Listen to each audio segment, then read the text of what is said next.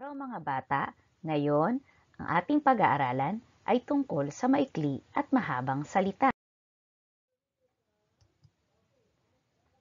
Ang salita ay binubuo ng pantig. May mga salitang bumubuo ng isa, dalawa, tatlo o mahigit pang pantig. Nakakabuo naman ng maikling salita mula sa mahabang salita sa pamagitan ng pagpapalit sa mga pantig o sa mga letra nito.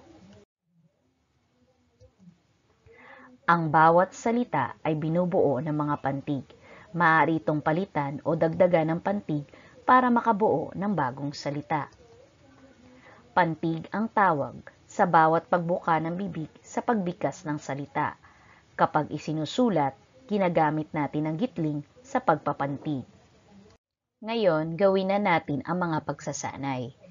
Gawain sa pagkatuto bilang isa. Isulat sa iyong kwaderno ang mga lugar na napasyalan na ng iyong pamilya. Kung tapos na sa gawain sa pagkatuto bilang isa, gawin naman natin ang gawain sa pagkatuto bilang tatlo. Hanapin ang maikling salita sa kahon na tinutukoy ng kahulugan sa ibaba. Isulat sa kwaderno ang tamang sagot. Ito ang mga salitang pagpipilian: pala, tuna, tala, paa, ulat, unan, tula. Sagutan natin ang mga tanong. Ito ay isang kagamitan sa paghuhukay. Ano ito? Ito ay isang uri ng isda. Ano naman ang sagot mo dito? Ito ay ginagamit sa pagtulog. Ano ito? Ito ay kasing hulugan ng bituin. Ano ang iyong sagot? Panglima, ito ay isang uri ng panitikan. Pang-anim, ito ay pang-ibabang bahagi ng katawan.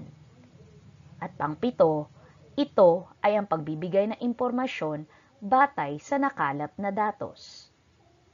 Nasagutan mo ba lahat? Magaling!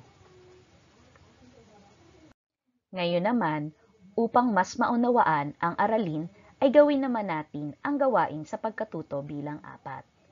Punan mo ng wastong letra ang bawat patlang upang makabuo ng isang panibagong salita. Gamitin mong gabay ang larawan. Tala. Tingnan ang larawan. Pusa. Kahon. Kuko. Kulay. Gawain sa pagkatuto bilang 5. Isulat ang T kung tama ang pangungusap at M kung mali. Unang bilang, ang mga salita ay maaaring dagdagan ng isang letra upang makabuo ng bagong salita. Pangalawang bilang, ang mga salita ay maaaring bawasan ng isang letra upang makabuo ng bagong salita. Bilang 3, ang mga salita ay maaaring palitan ng isang tunog o letra upang makabuo ng bagong salita. Bilang 4, ang mga salita ay maaaring dagdagan, bawasan o palitan ng isang tunog o letra upang makabuo ng bagong salita. Panglima, ang lahat ng mga salita ay hindi maaaring dagdagan o palitan ng tunog. Gawain sa pagkatuto bilang 7. Piliin ang titik ng tamang sagot. Unang bilang, ito'y tirahan natin sa araw-araw. Pangalawang bilang, ito ang iniinom para lumakas. Ikatlong bilang, sa dagat siya ay nakatira. Ika-4 na bilang, ginagamit natin sa paliligo. At ika-5 bilang, nagbibigay ng liwanag. Gawain sa pagkatuto bilang 9. Palitan mo ng isang letra ang bawat salita upang makabuo ng isa o higit pang bagong salita. Piliin sa loob ng kahon ang wastong sagot. Una, mare. 2, lalim. Pangatlo, daga. 4, kinis. Panglima, kula. Sana lahat ng pagsasanay ay inyong nasagutan.